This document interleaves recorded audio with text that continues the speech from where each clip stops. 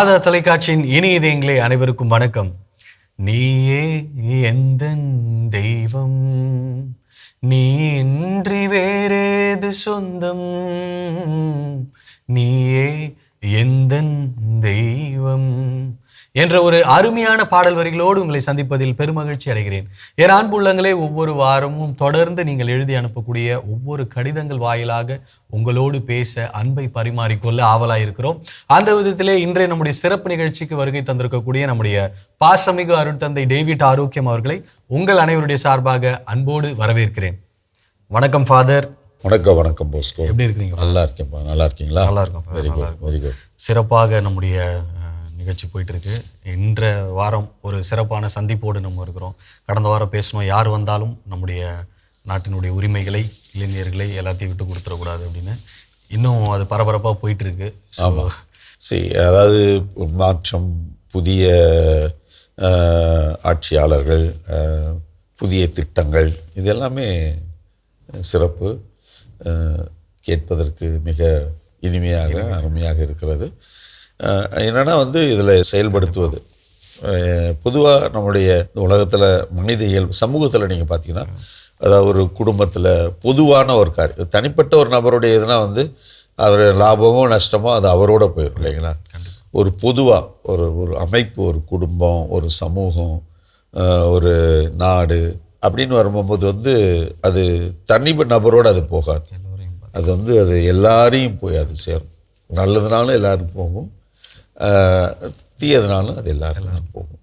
அப்போது இதில் ஒவ்வொரு தனிநபரும் பங்களிப்பும் இதில் இருக்குது. எல்லாருமே இதில் ஈடுபட வேண்டியிருக்கு. அப்போது அவங்கவுங்க இதை இதை கொடுத்துட்டோம், முடிஞ்சிச்சு, எல்லாம் சரியாயிடுச்சு, இனிமேல் எல்லாமே இதுதான், இது இப்போ தான் ஆரம்பிக்குது, இனிமேல் தான் ஆரம்பிக்குது. அப்போது இந்த புதிய ஒரு பெரிய ஒரு வரலாற்றுக்கு பிறகு ஒரு புதிய தொடக்கம் அப்படின்னு சொல்லும்போது இதில் ஆட்சியில் வரக்கூடியவங்க சரி, அதில் எல்லாருமே சரி, இதில் எல்லாருமே பங்கெடுத்து அவங்கவுங்களுடைய பங்களிப்பை ஒரு பொதுமக்களாக யாருக்கும் தீங்கு விளைவிக்காமல் பொது உடைமைகளை பாதுகாப்பது, மக்களுடைய இயல்பு வாழ்க்கைக்கு பெரிய இடைஞ்சல் கொடுக்காமல் இருக்கிறது, இதெல்லாம் ரொம்ப ரொம்ப முக்கியம். இன்றைக்கி என்னென்னா, நான் சந்தோஷமாக இருக்கிறேன், இதில் உனக்கு என்ன பிரச்சனை? நான் சந்தோஷமாக இருக்கணும். அதே சமயத்தில் நான் சந்தோஷமாக இருக்கிறது இருக்கிறவங்களெல்லாம் போட்டு நான் குடைச்சல் கொடுக்கக்கூடாதுல்ல. அந்த ஒரு சிந்தனை நீ சுத்தமாக இந்த தலைமுறைகிட்ட இல்லையோ. இது நீங்கள் மற்ற நாடுகளில் போனால் நீங்கள் படிச்சுக்கலாம். இப்போ ஜப்பானுக்கு நீங்கள் போனீங்கன்னா, பொதுவாக நம்ம பொது இடங்களில் ரயிலில் பயணம் செய்கிறோம், பேருந்தில் பயணம் செய்கிறோம். இங்கெல்லாம் அலைபேசியில் உங்களுக்கு பேசுவதற்கு அனுமதி இல்லை.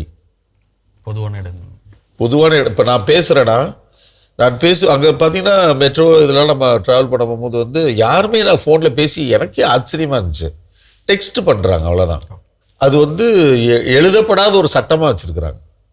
ஏன்னா இப்போ நம்ம ஊரில் பார்த்தீங்கன்னா நம்ம ஃபோன் எடுத்தோம்னா, அப்புறம் நல்லா இருக்கீங்களா, அது பேருந்தில் இருக்கிற அவ்வளோ பேரும் கேட்குற மாதிரி, ஏர்போர்ட்டில் நான் பேசுனேன்னா அங்கே இருக்கிற அவ்வளோ பேருக்கு கேட்குற மாதிரி, அப்புறம் மாட்டை தண்ணி கூட்டாச்சா, அப்புறம் அது என்ன நடந்துட்டுருக்கு, என்ன பண்ணிட்டு இருக்கிறீங்க, அதான் அது சமைச்சாச்சா, வச்சாச்சா, படித்தவங்க அது என்ன மேலே வண்டி போயிடுச்சா, வந்துருச்சா, வண்டி எப்போ வரும், அவ்வளோ சத்தமாக நம்ம பேச வேண்டிய அவசியம் இல்லை. கொஞ்சமாக பேசினா கூட இது இந்த சின்ன இந்த லவ் பண்ணிட்டு இருக்கிறாங்களே பையன் பசங்க பொண்ணுங்க, அதுகள்கிட்ட ஒரு ட்ரைனிங் எடுத்துக்கலாம். அவங்க யார்கிட்ட பேசுகிறாங்க, என்ன இதில் பேசுகிறாங்க தெரியாது. அது பேசுகிறது அவனுக்கு கேட்குமான்னு கூட தெரியாது, ஆனால் அவங்களுக்கு கேட்கும். பக்கத்தில் நம்ம காது வச்சு கேட்டால் கூட நம்மளுக்கு கேட்காதான பேசிக்கிட்டு தான் இருப்பாங்க. இதெல்லாம் ஒரு பொது இது ஒரு அரசாங்கம் தான் இதை சரி பண்ணணும். குடிக்காமல் இருக்கிறது நல்லது. அதுக்காக நான் ஒரு குவார்ட்டர் குடிச்சிருக்கேன்றது ஊருக்கே தெரியும் தேவையில்லையே.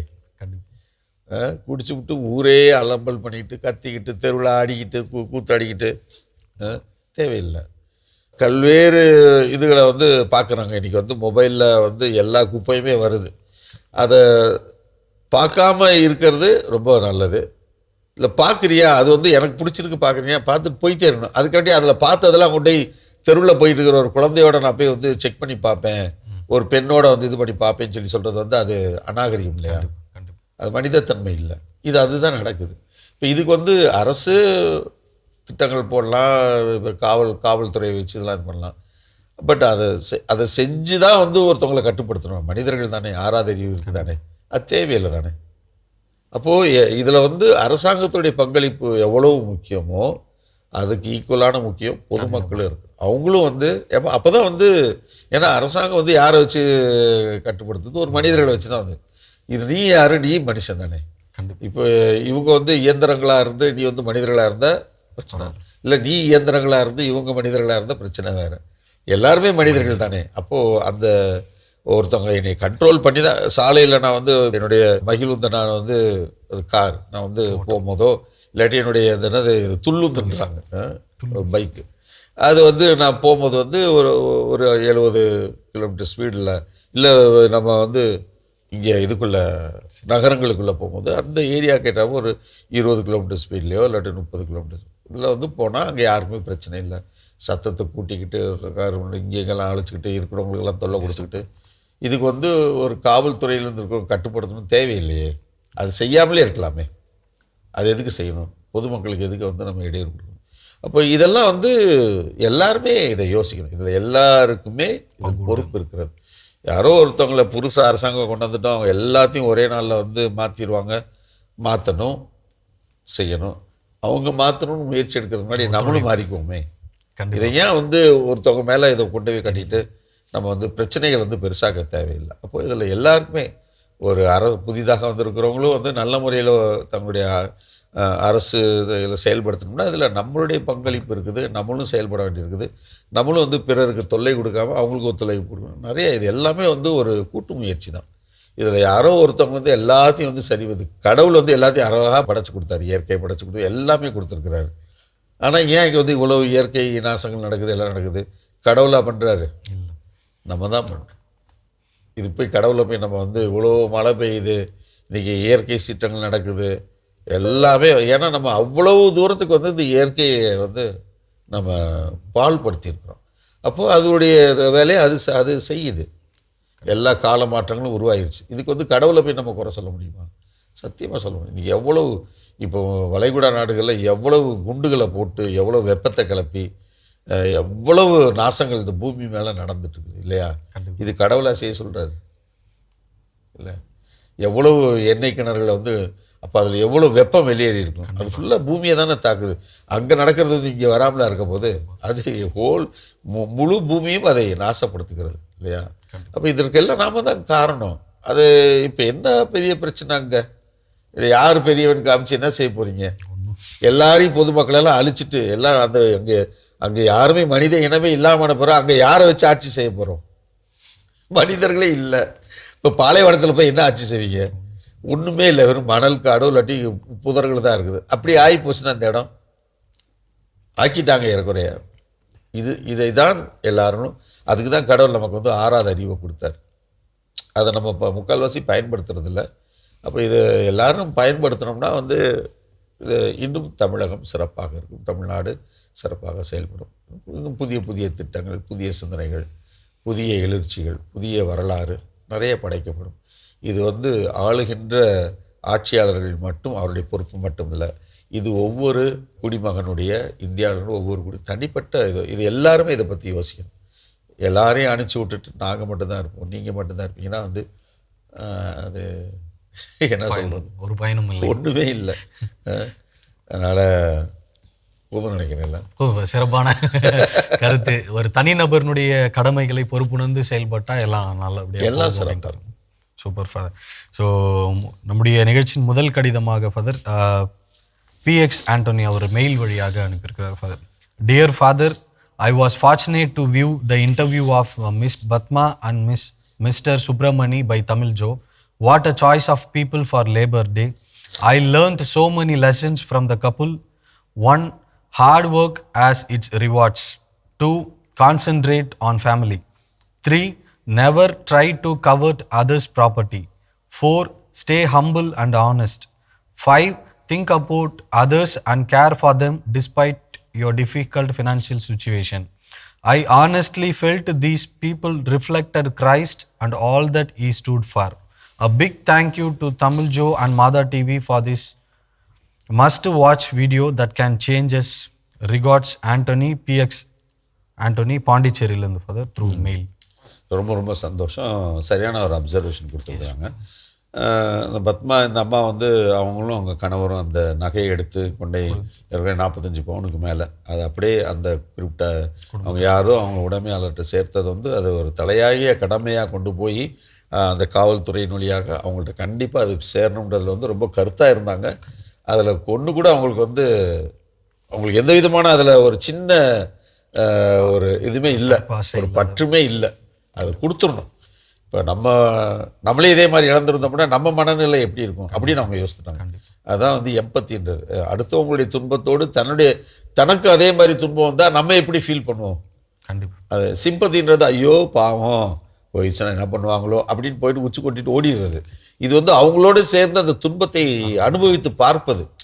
ஓ அப்படி இருக்கும்ல, அப்போ அந்த துன்பத்தை நம்ம அவங்களுக்கு கொடுக்கக்கூடாது அப்படின்ற ஒரு எண்ணம் வந்துடும். ஏன்னா எனக்கும் அதுதானே ஆண்டவர் சொல்கிறார், மற்றவங்க உனக்கு என்ன நல்லா செய்யணும்னு நினைக்கிறியோ அதுவே வந்து அடுத்தவங்களுக்கு செஞ்சிரு. இதுதான் எல்லாமே திருச்சட்ட மறை நூல் எல்லாம் இதுதான் அப்படின்றார். ஸோ அப்படி அவங்களுக்கு ஒரு திங்கிங் ரொம்ப அழகான சமரைஸ் பண்ணியிருக்கிறாரு. அவங்க குடும்ப ஒழுக்கம், பிறர் சொத்துக்கள் மீது ஆசைப்படாமல் இருக்கிறது, உண்மையாக நேர்மையாக உழைப்பது, இது வந்து இவைகள் தான், இதுதான் முக்கியம். யாராக இருந்தாலும் எந்த இடத்துல டாப் மோஸ்ட் இடத்துல வேலை செஞ்சாலும் சரி, சின்ன ஒர்க்கில் பண்ணாலும், எந்த வேலையாக இருந்தாலும் இந்த செய்திகள் உள்ளடக்கியதாக இருந்தால் எல்லாமே சுகமாய் மகிழ்ச்சியாய் நிறைவாய் சமாதானமாக இருக்கும். அதுதான் வந்து அதனால் இந்த தடவை வந்து தொழிலாளர் தினத்துக்கு வந்து பார்த்திங்கன்னா நம்ம கூட வேலை செய்கிறவங்க, நம்ம இதிலே ஒர்க் பண்ணுற நம்மளோட இந்த மாத தொலைக்காட்சியோடு மிக இணக்கமாக பணி செய்கின்ற பணியாளர்கள், இந்த நார்மலாக இருக்கக்கூடிய பணிகள், ஸோ அவங்கள வரவேற்று அவங்களுடைய அனுபவங்களை குறித்து பேசினேன். எல்லாருமே நானும் ஃபாலோ பண்ணேன். ரொம்ப சிறப்பாக இருந்தது. ஏன்னா அவங்களுக்குன்னு ஒரு ஸ்பேஸ் கொடுக்குறோம் இல்லைங்களா? இது எங்கே அந்த ஸ்பேஸ் கிடைக்கும்? பெரிய இடங்களில் வந்து இந்த ஸ்பேஸ். ஆனால் ஒரு தளம் இருந்து அந்த தளத்தின் வழியாக அவர்களுடைய அனுபவத்தை பகிர்கின்ற பொழுது அப்போ அதை சார்ந்த மற்றவர்கள் வந்து ஓ இப்படியெல்லாம் அவங்களுடைய எண்ணங்களும் வந்து இதே மாதிரி அவங்களும் யோசிக்கிறாங்களே, அப்படி எவ்வளோ நல்லா இருக்குது, இல்லை இதை நான் இது வரைக்கும் யோசிக்கலை, நான் ஏன் அப்படி யோசிக்கக்கூடாது, ஒரு சாட்சியம். ஸோ அதற்கான ஒரு சிறு முயற்சி. அதனால் அதை அங்கீகரித்து சகோதரர் ஆண்டனி பாண்டிச்சேரியில் நீங்கள் எழுதின கடிதத்திற்கு மிக்க நன்றி. உங்களுக்கு எங்களது ஜெபங்களும் வாழ்த்துக்களும் கடவுளின் ஆசீர்வாதம். Thank you father. அடுத்ததாக அமலா இறுதிராஜ் ஃபாதர் பெங்களூர்லேருந்து. இறை இயேசுவில் எங்களுக்கு அன்பு ஆசிரால் கொடுக்கப்பட்ட எங்கள் அன்பு தந்தை டேவிட் ஆரோக்கியம் அவர்களுக்கும் மற்றும் தந்தையர்களுக்கும் என் அன்பின் வாழ்த்துக்களும் ஜெபங்களும் கூறிக்கொள்கிறேன். தந்தையே, நீங்கள் எப்படி உள்ளீர்கள்? உங்கள் சேவைக்காகவும் உங்களின் கருத்துக்களுக்காகவும் நான் தினமும் ஜெபித்து வருகிறேன். நன்றி. மாதா டிவியில் எடுக்கப்படும் எல்லா காரியங்களுக்கும் அதன் மூலமாக நாங்கள் அடைந்து வரும் பெரும் நன்மை ஆசீர்வாதங்களுக்கும் என்றும் நன்றி சொல்லி ஜெபித்து வரும் அமலா இறுதிராஜ். தந்தையே, ஆண்டிலிருந்து தொடர்ந்து ஒவ்வொரு நாளும் மாதமும் பல ஆசீர்களை நாங்கள் பல வகையில் பார்த்தும் கேட்டும் ஆசீரால் வளர்ந்து கொண்டும் வருவது உண்மையே. தந்தையே, இந்த வகையில் தவக்காலம் தொடங்கிவிட்டது. எத்தனை வேலைப்பாடுகள், எத்தனை வித பக்தி முயற்சிகள், எத்தனை விசுவாச நிகழ்ச்சிகள், சொல்ல வார்த்தைகள் இல்லை தந்தையே. தவக்காலம் என்றால் தொடக்கம் திருநீற்று புதன் தொடங்கினாலே நம் மாதா டிவி தந்தையர்கள் நிறைவேற்றிய திருப்பலி ஆசிராக இருந்தது. தவக்காலத்தை குறித்து நம் ஆயர் பீட்டர் அபீர் தந்தையோடு சேர்ந்து நாம் உபவாசமாக இருந்து ஜெபிக்க வேண்டும். நம் இயேசு கிறிஸ்துவும் பல நாள் இரவும் பகலும் நோன்பிருந்து பல சோதனைகளை மேற்கொண்டு ஜெபித்தார் என்றும் 40 நாள் என்றால் நம் ஆண்டவர் உயிர்த்து 40 நாள் மோட்சம் போனார் என்றும் பல உண்மைகளை கருத்துக்களை எடுத்து சொன்னார். நாமும் தவக்காலம் இயேசுவுக்காக நம்மையே இழக்க வேண்டும் என்று வெகு சிறப்பாக மறையுரை வழங்கினார். தவக்காலம் என்றால் அருளின் காலம் என்ற தலைப்பில் நம் ஆயர் ஜார்ஜ் அந்தோனிசாமி விவிலிய சிறு துளிகளை எடுத்து அதிலிருந்து ஆசீர் உரைகளை தவக்காலத்துக்கு எப்படி எடுத்து வாழ வேண்டும் என்று மறையுரை வழங்கி வந்தது சிறப்பான ஆசிராக இருந்தது. நம் வலையுலகம் என்ற பகுதியில் நம் தந்தை ஜெனிட் சேகர் இக்கால இளைஞர்களுக்கும் இத்தலைமுறையினருக்கும் தகுந்தாற்போல் ஒரு வசனம் எடுத்து இந்த சமுதாயத்தில் இளைஞர்கள் எப்படி வாழணும், ஒரு மொபைலில் இணைந்திருப்பதும் அதனால் பல கஷ்டங்கள் அவர்கள் அடைந்து வருவதும் அதனை விட்டு நூலகத்திற்கு சென்று நல்ல புத்தகங்களை வாசிக்கவும் அதனால் அவர்களின் வாழ்க்கை எப்படி மாறும் என்றும் இது பெரியவர்களுக்குமான தொடர்களாக நம்புகிறேன். வெகு சிறப்பு தந்தையே. தினம் சிறு சிலுவை பாதைகள் ஆசிராக இருந்து வருகிறது. அதில் வரும் பாடல்கள் வசனங்கள் அருமையான ஆசிராக உள்ளது. பார்த்து ஆசீர் அடைகிறேன் தந்தையே. தவக்காலம் குறித்து ஒப்புரவும் நல்லுறவும் என்ற தலைப்பில் நம் தந்தை ஸ்டான்லி அவர்கள் தவக்காலத்தை குறித்து நாம் மனமாற வேண்டும், நல்ல மனஸ்தாபப்பட்டு மனம் திருந்தி நாம் கடவுளின் மக்களாக வாழ வேண்டும், நம் உடல் ஆரோக்கியமாக இருக்க வேண்டும் என்றால் மாஸ்டர் பிளான் செக் பண்ணினால் அவர் உடம்பில் உள்ளவற்றை நோய்களை கண்டுபிடிக்க முடியுதோ அதேபோல் நாம் முழு மனமாற வேண்டுமானால் நம்மில் உள்ள சிறு சிறு குறைகள், வெறுப்பு, கடினமான மனம், கோபங்கள், உலக ஆசைகளை கொஞ்சம் கொஞ்சமாக கண்டுபிடித்து மனமாறி வாழணும் என்று அருமையாய் சொன்னார்.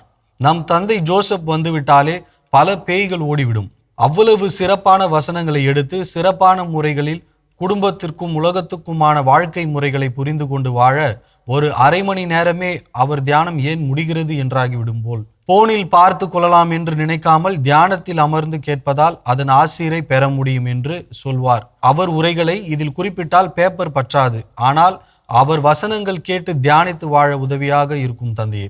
தந்தையின் உடல் நலத்துக்காக ஜெபிக்கிறேன் தந்தையே. நன்றி.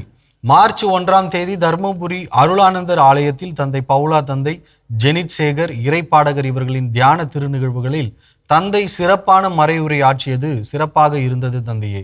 தவக்கால திருப்பயணங்கள், புதுச்சேரியில் உள்ள ஆலயங்கள், புனிதர்கள் வாழ்ந்த பாதைகளையும் அவர்கள் ஆற்றிய சேவைகளை பற்றியும் விளக்கியது ஆசிராக இருந்தது தந்தையே. சந்திப்பு வாரம் மிக அருமையான நிகழ்ச்சியாக இருந்தது. பேறு பெற்றோர் வாரம் தந்தை அடைக்கலம் பல மனநிலை பாதிக்கப்பட்டவர்களை சந்தித்து அவர்களோடு உரையாடியது மெய்சிலிர்க்க செய்தது. அருமையான நிகழ்ச்சி தந்தையே. புனித வாலனார் எனது மணவாளனே என்ற நிகழ்ச்சி புதிய ஆசிரானதாக இருந்தது. நம் தந்தையர்களுடைய பெற்றோர்களை சந்தித்து தமிழ்ஜோ நடத்திய குடும்ப தொடர் உண்மையில் நாசிரேத்து குடும்பம் போலவே இருந்தது.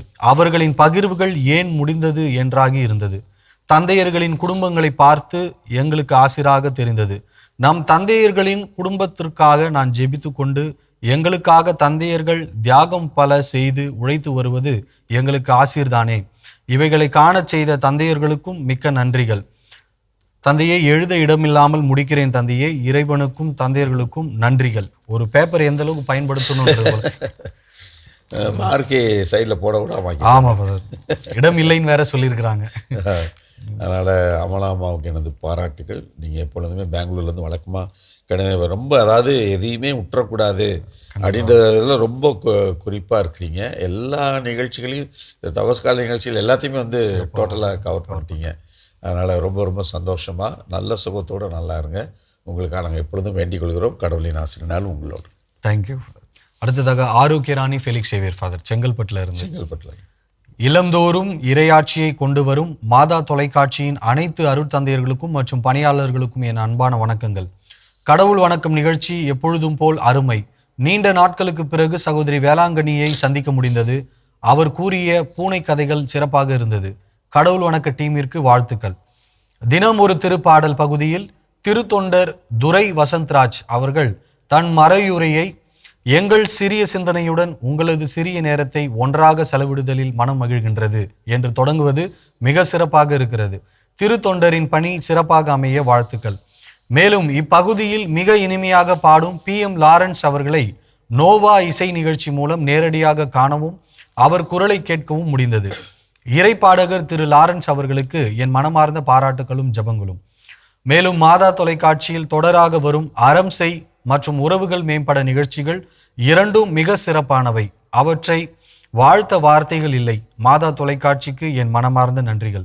20/4/2026 முதல் எடுத்துவாசி பகுதியில் 1 குறிப்பேடு தொடங்க பெற்றுள்ளது.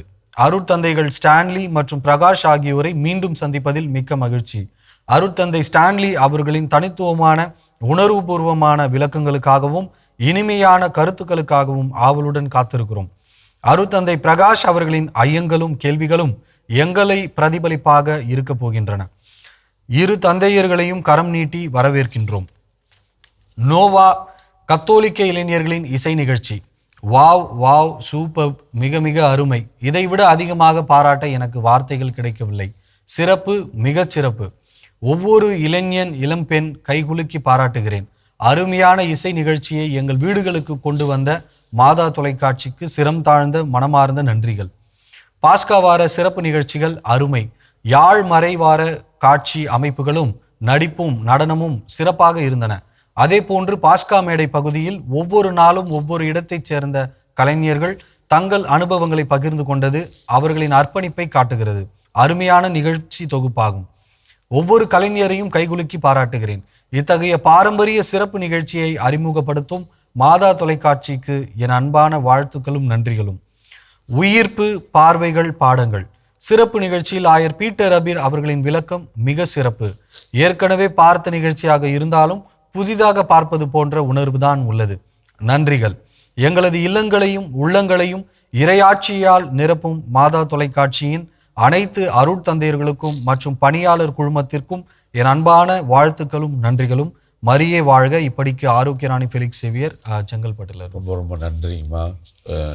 நீங்களும் ஒன்றும் குறை சொல்கிறதுக்கு அங்கே ஒன்றுமே இல்லை. குறை இங்கே எல்லாமே வந்து பார்த்திங்கன்னா அந்த அளவுக்கு இந்த நிகழ்ச்சிகளை வந்து முழுமையாக உள்வாங்கி இருக்கிறாங்க. அதனால் அதிலிருந்து அவர்கள் பெற்ற அனுபவத்தை வந்து அவ்வளோ அழகாக ஆத்மார்த்தமாக நீங்கள் எழுதுவது வந்து அந்த அளவுக்கு எங்களுக்கே ரொம்ப நிறைவாக, எங்களுக்கு இதுதான் வந்து இன்னும் சிறப்பாக செயல்படணும், இன்னும் அருமையாக நம்ம வந்து நிகழ்ச்சிகளை கொண்டு வரணும், இன்னும் பல்வேறு புதிய காரியங்களை இந்த இறையாட்சியினுடைய விழுமியங்களை மக்கள் மத்தியிலே கொண்டு சேர்க்கணும். குறிப்பாக ஆண்டவர் நமக்கு தருகின்ற விவிலியத்தில் நாம் காண்கின்ற ஒவ்வொரு விழுமியத்தையும் இந்த மாதிரியான நிகழ்ச்சியின் வழியாக மக்கள்கிட்ட கொண்டு போகிறதை நம்ம ரொம்ப சிறப்பாக செயல்படுத்தணும் என்பதில் ரொம்ப ரொம்ப துல்லிதமாக செயல்படுத்துவதற்கு உங்கள் கடிதங்கள் தான் எங்களுக்கு மிக பெரிய உந்து சக்தியாக இருக்கிறது. அதனால் உங்களுக்கு எனது பாராட்டுகள். கடவுளின் ஆசிரியனாலும் உங்களோடு. Thank you father. அடுத்ததாக அந்தோனி மரியராஜ் ஃபாதர் கரூர்லேருந்து எழுதியிருக்காங்க சிறிய கடிதம். மாதா தொலைக்காட்சியின் இயக்குனர் ஃபாதர் திரு அருள்பணி டேவிட் ஆரோக்கியம் அவர்களுக்கு உயிர்ப்பு விழாவை செல்போனில் வெளியிட்ட ராமநாதபுரம் பங்கு தந்தை அவர்களுக்கும் மனமார்ந்த நன்றி. திரு மோட்சம் பிரகாசம், திருமதி கிறிஸ்து ராணி, கண் பார்வையற்ற கிறிஸ்து ராணி உயிர்ப்பு திருப்பலியில் வாசகம் வாசிக்க முயற்சி எடுத்து கண் பார்வையற்ற அவர்களின் எழுத்து வடிவத்தில் எழுதி மக்களுக்கு புரியும்படியாகவும் அழகாகவும் வாசித்து சாதனை படைத்த கிறிஸ்து ராணிக்கு எங்கள் வாழ்த்துக்களும். முயற்சி எடுத்த தந்தை அவர்களுக்கு நன்றி. வாசித்த ராணி அவரது கணவர் இருவர் பணி தொடர இறைவன் ஆசீர்வதிக்குமாறு இறைவனை வேண்டிக் கொள்கிறேன். இப்படிக்கு அந்தோனிராஜ் கரூர்ல இருந்து. ரொம்ப ரொம்ப சந்தோஷங்க. ஆமாம், இதெல்லாம் வந்து பார்த்திங்கன்னா அவங்க இதுக்கு நம்ம சாதாரணமாக இருக்கிறவங்களே இன்றைக்கி வாசிக்கவே தெரியல, தமிழ் தெரியலன்னு. இவங்க வந்து அவங்களுக்கு கடவுள் அந்த ஒரு என்ன சொல்கிறது, பார்க்குகின்ற அந்த ஒரு சக்தி இல்லாவிட்டாலும் கடவுள் கொடுத்த மற்ற வல்லமையின் வழியாக ஒரு மொழியை கற்றறிந்து அதை வாசிப்பதற்கான எல்லா விதங்களையும் கற்று நிறைய அதுக்கெல்லாம் பெரிய முயற்சி வேணும். அதற்கு ஒரு பெரிய என்ன சொல்கிறது நல்ல ஒரு தைரியம் வேணும். அதை அந்த சகோதரி பெற்றிருக்கிறாங்க. அவங்களுடைய கணவர் அவங்களுக்கு உறுதுணையாக இருந்திருக்கிறாங்க. அந்த தந்தையை பங்கு தந்தை வந்து அதை வெளிப்படுத்தி இருக்கிறார். அதனால் இவங்க எல்லாருமே ஒரு அருமையாக பாராட்டப்பட வேண்டும். இவர்களெல்லாம் பாராட்டுவது உங்களுடைய நல்ல மனதை காட்டுகிறது. அதனால் உங்களுக்கும் எனது பாராட்டுகள். நன்றி. கடவுளின் ஆசிரியனாலும் உங்களோடு. Thank you father. ரொம்ப நன்றி ஃபாதர். நிறைவாக இருந்தது. அதே போல் உங்களுடைய துவக்க உரை வந்து ரொம்ப ஆழமாக இருந்தது. ஸோ மீண்டும் அதை தனிநபருடைய கடமை பொறுப்புணர்ந்து செயல்படும் பொழுது அரசாங்கம் நம்ம வெகு சிறப்பாக வளரலாம் என்ற ஒரு கருத்து. உங்கள் அன்பான வார்த்தைகளுக்கும் நன்றி ஃபாதர். நன்றி நன்றி. தொடர்ந்து ஜெபித்து நம்ம நிறைவு. இனி இதேகளே மாதா தொலைக்காட்சியினுடைய பணிகளிலே உங்களது பங்களிப்பு, உங்களது ஜெபம் மிக எப்பொழுதுமே தேவையாக இருக்கிறது. அதனால் அதை ஒவ்வொரு முறையும் நான் உங்களுக்கு நினைவூட்டுவது என்னுடைய தலையாகிய கடமை. அதை மீண்டுமாய் நினைவூட்டி நான் மகிழ்கிறேன். எப்பொழுதுமே மாதா தொலைக்காட்சியோடு இணைந்திருங்கள், ஜெபியுங்கள். அதற்காக நீங்கள் உங்களது பங்களிப்பை நீங்கள் நிறைவேற்றி இதனை இன்னும் வளர்ச்சியடை செய்ய நீங்கள் ஒத்துழைக்கும்படியாக உங்கள் அன்போடு வேண்டிக் கொள்கிறேன். கண்களை மூடி மன்றாடுவோம். எங்கள் அன்பை உருவான இயேசு ஆண்டவரே, இது இந்த நாட்களிலே குறிப்பாக 10வது 12வது வகுப்பு மாணவிகள் தேர்வுகளை எழுதி இந்த முடிவுகளுக்காய் காத்திருக்கும் இந்த தருணத்திலே நல்ல முடிவுகளை அவர்கள் பெற்று நல்லதொரு எதிர்கால வாழ்க்கையை அவர்கள் அமைத்துக்கொள்ள ஆண்டவரே நீரே அவர்களுக்கு வழித்துணையாய் வாரும், வழிகாட்டியாய் இருந்தர்களும். எம்மாவு சீடர்களுக்கு நீர் தெளிவுபடுத்தியது போல இவருடைய வாழ்க்கையை குறித்து இவர்களுக்கு ஒரு நல்ல தெளிவை நீரே ஆவியாருடைய வழியாய் அருளும்படியாய் மிக கெஞ்சி கொண்டாடுகிறோம். எங்கள் அன்பு அன்னையே, ஆரோக்கியத்தாயே, மது பிள்ளைகள் எங்களுக்காய் பரிந்து பேசுங்கள் அம்மா. என்று வாழும் உயிருள்ள இறைவன் தந்தை, மகன், தூய ஆவியார் நாம் அனைவரையும் நிறைவாக ஆசீர்வதிப்பாராக. ஆமீன். Thank you father. நன்றி. என் அன்பு உள்ளங்களை ஒவ்வொரு வாரமும் தொடர்ந்து அயராது எங்களை உற்சாகப்படுத்துவதிலும் ஊக்கப்படுத்துவதிலும் நோக்கமாக கொண்டு நீங்கள் எழுதி அனுப்பக்கூடிய ஒவ்வொரு கடிதங்களும் எங்களுக்கு மிகுந்த உற்சாகத்தையும் ஊக்கத்தையும் அளிக்கும் தான் சொல்லலாம். தொடர்ந்து உங்கள் கடிதங்களை எழுதி அனுப்ப வேண்டிய மின்னஞ்சல் முகவரி info@madatv.in. தொடர்ந்து உங்கள் கடிதங்களை எழுதி அனுப்ப வேண்டிய தபால் முகவரி வந்ததும் தந்ததும் மாதா தொலைக்காட்சி எண் 150 லஸ்கோவில் சாலை, மயிலாப்பூர், சென்னை 600400. இணையதளங்களே, மீண்டும் வந்ததும் தந்ததும் நிகழ்ச்சியில் உங்களை சந்திக்கும் வரை அன்போடு உங்களிடமிருந்து விடைபெறுவது நான் உங்கள் போஸ்கோ மற்றும் அருட்தந்தை டேவிட் ஆரோக்கியம். இயேசுவுக்கே புகழ், இயேசுவுக்கே நன்றி. மரியே வாழ்க.